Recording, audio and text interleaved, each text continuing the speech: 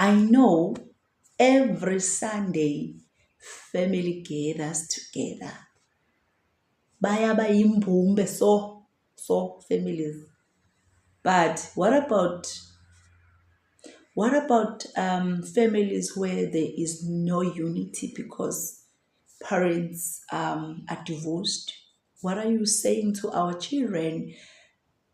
What are we building? Good morning, beautiful people. Welcome to TS Noble Foundation, the platform where families, broken relationship growth, and healing taking place. So I just want to say, you have been not be broken, even if things are not working on your way. Just come and relax.